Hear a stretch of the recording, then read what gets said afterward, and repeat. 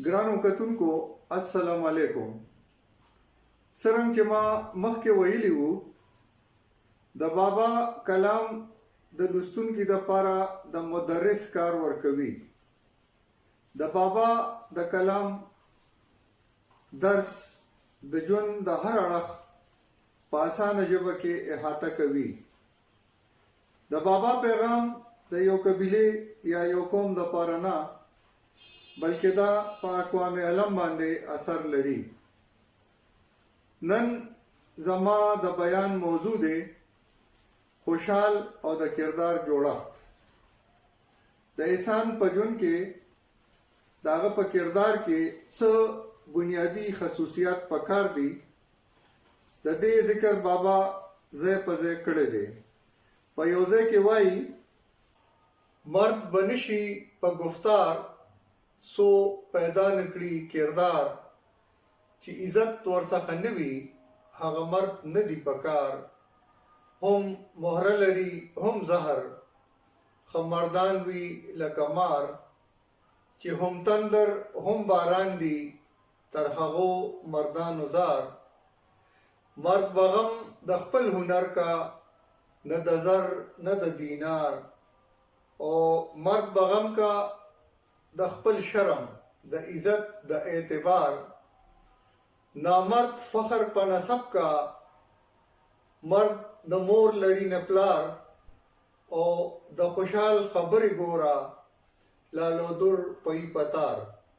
د خوشحال په خیال کې سړی هغه دی چې عزتدار وي، د خو سره ښه او د بدو سپاره سخت وي، د هغه د لاسه خلکو ته فیض رسی او د دولت تمه نه لري.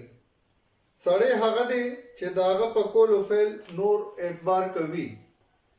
د عزت نفس د بابا په ذهن کې لوی مقام و. د بې عزتۍ د ژوند نه هغه مرګ ښه ګڼلو. وایي هغه زیس چې له عزت د مخه نه وي، چې یې کا په هغه زیس پورې حق پک یم، پورې پورې په منصب په نوکرۍ شه، چې تر فهم تر نظر د مغل کک یم. په خپل نام او ننګ چې راشم لیونی شم، خبردار کله په سود او زیان د لک یم. د افغان په ننګ مې وتړله توره، ننګیالې د زمانې خوشحال خټک یم. د خوشحال بابا کلام د ننګ آواز دی. هغه د ننګ او پت نه بغیر ژوند هیڅ نه ګڼي. ځکه وایي ننګیالي د ننګ دپاره په هر څه لګوي اور، چې په ننګ او نام اړ نه وي کتل ژوي مخ یې تور. او سر په دار لږ شوی ښه دی نه لږ شوی په پیغور. او په همت سړی پړده دی نه د مست هاتي په زور. او بل ځای د خپل ننګ ارمان داسې ښایي، که مې چرې ننګیالي په لاسو کیوځي، پرې به لرې دا زما د زړه ارمان شي. خوشحال د انسان په ژوند کې د وفا ژبې او لوز قایل دی، او د مطلب دپاره همدردي بدلول د هغه په نیز د کردار د کمزورۍ نښه ده. لکه چې وایي خاورې دې په سر شه چې به ور په ور جاروځې، زده کړه دا خبره در په در خاورې په سر. خوشحال بابا همیش په خپل کلام کې د خوشخلقۍ نصیحت کړی. وایي چې خپل استاد و ما ته ووې څو پندونه، هر یو بند یې ملغلري دي لالونه. وی هر بده کړه هغه بد مه کړه، چې د لاسه د ازار شي د چا زړونه.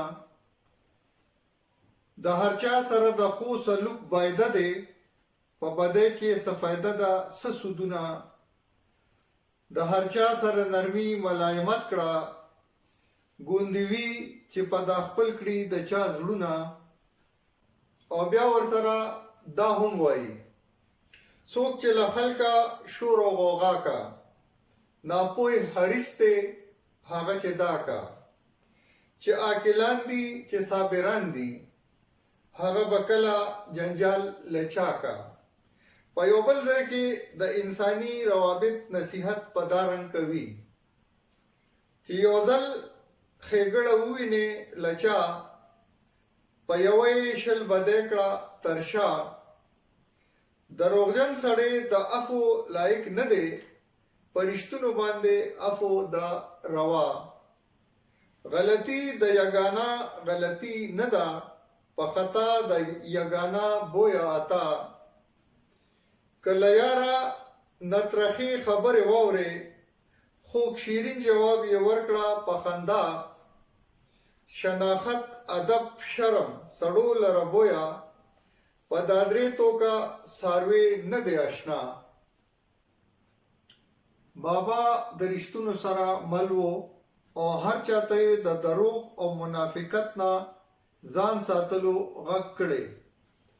وایي په رښتیا که په دروغ وي سوګند مه خوره، منافق دی چې ډېر ډېر خوري سوګندونه. بابا د حلال رزق قایل و، نورو ته هم وایي چې له حرامه سړی نفرت کا، خدای به یې ارت حلال نعمت کا. خوشحال بابا ټول عمر د اوږد دسترخوان او خلاص مټ مالک و. وایي چې د هغه حجره به همیش د میلمنو او ضرورتمندو دپاره کولاو وه. د دومره لوی خانې او سردارۍ باوجود هغه په ټول عمر هیڅ بچت ونه کړی شو. ځکه وایي که د تورې که د ورکړې هیڅ مې پرې نه ارمان، لکه خرڅ مې د بابا و زمالا و دوچندان. په لښکر به زما خرڅ و یا مې خرڅ و په مهمان. که زما کره به سل و زر بتله په خاندان.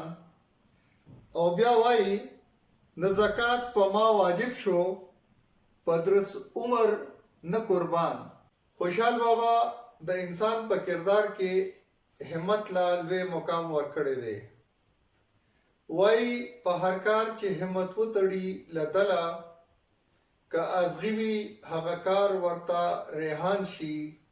په جهان د ننګیالو دي د دوه کاره، یا به وخوري ککری یا به کامران شي. عاقبت په خدای ظفر کا د بازانو، تار پتار په اواره واړه کارغان شي.